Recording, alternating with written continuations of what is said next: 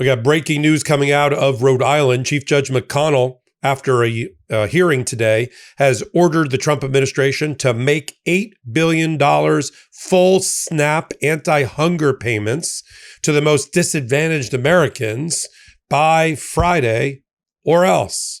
And the response by the Trump administration, they immediately took an appeal to try to block Judge McConnell's order to pay out to the neediest in America anti-hunger food stamp funding.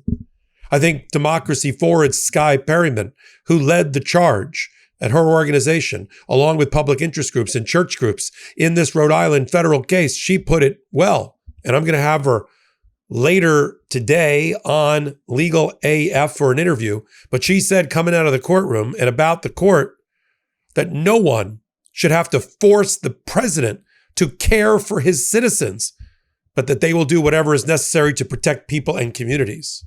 And then, in addition to that, Letitia James. If Donald Trump thought he was going to silence Letitia James, the New York Attorney General, who's also part of a companion case brought to get the SNAP funds restarted, brought in Massachusetts. If Donald Trump thought trying to indict her on some phony, made-up frame job of a mortgage fraud case and have his hand-picked Insta-prosecutor, Lindsay Halligan, indict her was going to shut up Letitia James, then he doesn't know Letitia James, which is surprising since she obtained a $450 million fraud judgment against him and also has sued successfully against him dozens and dozens of times. Here's what Letitia James had to say after Judge McConnell just yesterday issued his new emergency order. A judge in Rhode Island just stopped the federal government from starving millions of Americans. I am relieved that people will get the food they need, but it is outrageous that it took a lawsuit to make the federal government feed its own people. I'm Michael Popok. You're here on Legal AF Friday. Let's kick it off. This is about the 7th or 8th decision that's going against the Trump administration just this week. From Massachusetts to Rhode Island to the District of Columbia to Chicago to Oregon to South Carolina, judges and juries are resoundingly rejecting Trump just like the electorate did on Tuesday night. How do we get here? Well, about 5 days ago, Judge McConnell, Chief Judge of Rhode Island, who's tangled with the Trump administration before, issued an order, an emergency temporary restraining order, giving Donald Trump until Monday, no later than Wednesday, to make full payment of the SNAP anti-hunger food stamp payments to those below the poverty line who are babies and children and elderly and veterans and disabled. You'd think we'd get behind that. Hunger doesn't know blue or red or purple. Hunger just knows hunger, including in red MAGA states. Did Donald Trump make the payments? No, he played politics with it. Crass political football out of human beings and their suffering. First, he said that he would, in fact, issue the payments despite the shutdown. And the judge recognized that in his order and said on Friday, good, I'm glad the president is recognizing that he needs clear direction from a court. I'm giving him clear direction, make the payments. And then, just a few days later, as noted by the judge today in the hearing, Donald Trump flipped sides and said, no, we're not going to make the payment, even though we've gotten clear direction from the courts. We're going to blame the Democrats for the shutdown. And it is appalling.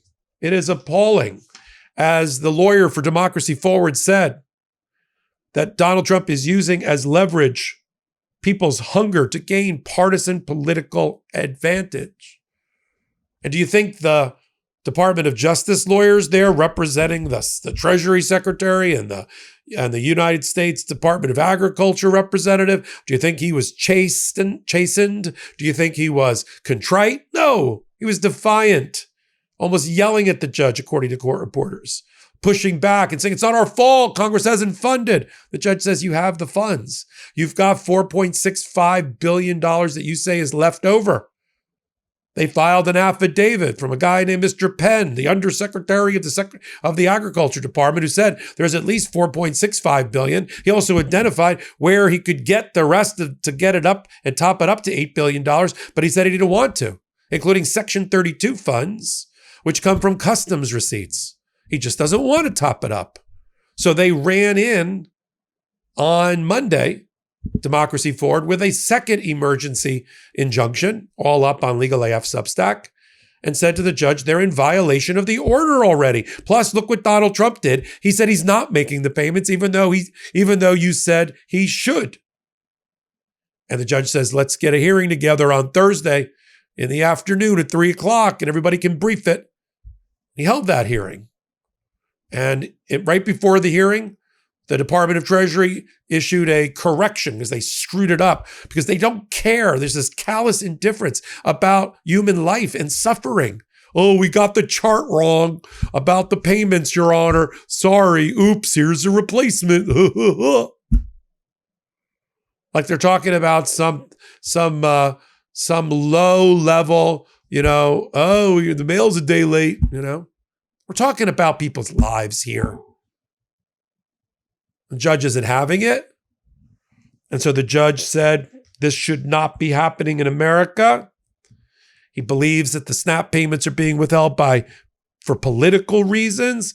And he gave the Trump organization till Friday to make full $8 billion payment. Now that has led, just as I started recording this video for Friday, Department of Justice has already filed a notice of appeal. They don't want to abide by the orders to stop hunger, to force the president to care about his people. And they filed it with the First Circuit Court of Appeals. Now, as I said, I'm going to have Skye Perryman, so timely, on for an interview you're going to get to see tomorrow, actually later today. Here's a quote from Skye Perryman about this victory subject to the appeal. Today is a major victory for 42 million people in America, she said. The court could not be more clear. The Trump-Vance administration must stop playing politics with people's lives by delaying SNAP payments, supplemental nutrition payments that they're obligated to issue.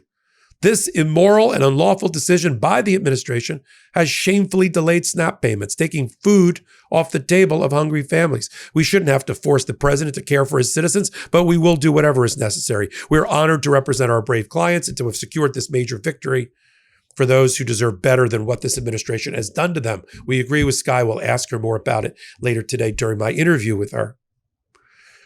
This is a president, as we saw Tuesday night, who just doesn't get the message that he is out of touch with the American people while he celebrates at a Great Gatsby-themed Halloween party, as he tears down the White House to build a golden ballroom, as he celebrates probably our poorest president, Abraham Lincoln, with I almost said a golden shower, with a marble and golden bathroom, as he puts gold leaf all over the White House, including to the entrance of the Oval Office, as people suffer, as Americans die, as Americans are denied medicine and vaccines, as they're denied their food and liberty and dignity.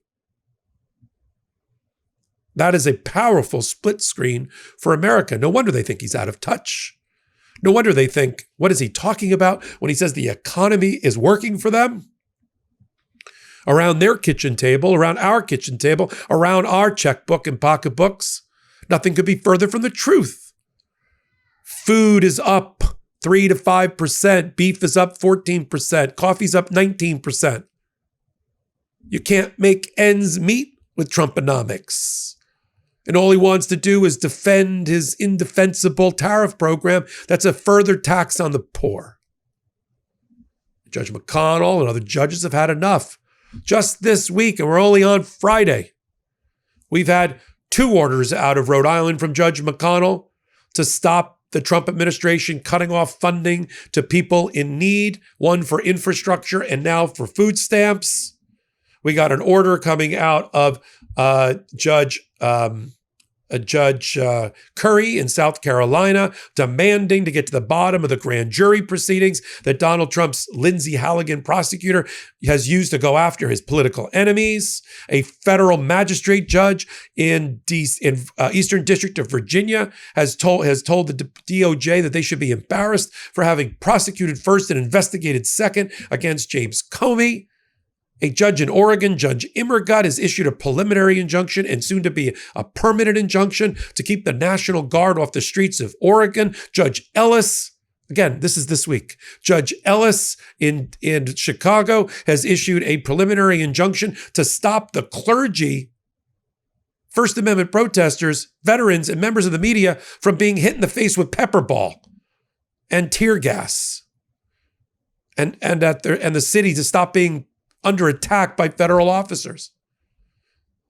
A Supreme Court dominated by Trump appointees were, let's just put it this way, skeptical about the validity and constitutionality of the tariff program. And now you've got, at the moment when they can do the right thing, on election day, Donald Trump trolled the poor and the hungry and said, well, I'm not going to abide by a federal court order. How am I going to do tonight, everybody, on election night? Not well.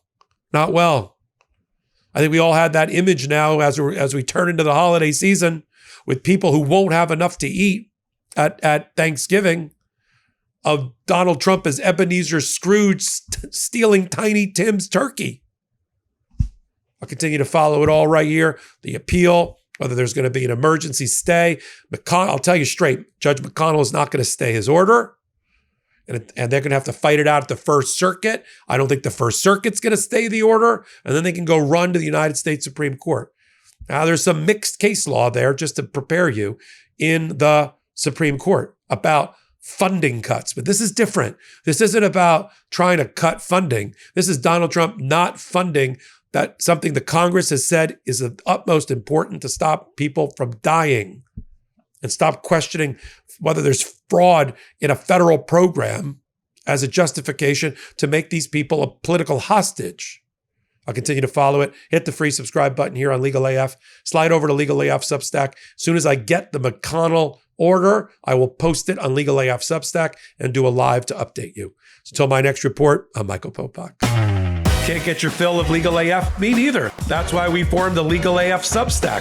Every time we mention something in a hot take, whether it's a court filing or a oral argument, come over to the Substack. You'll find the court filing and the oral argument there, including a daily roundup that I do called, wait for it, Morning AF. What else? All the other contributors from Legal AF are there as well. We got some new reporting. We got interviews. We got ad-free versions of the podcast and hot takes. Where? Legal AF on Substack. Come over now to free subscribe.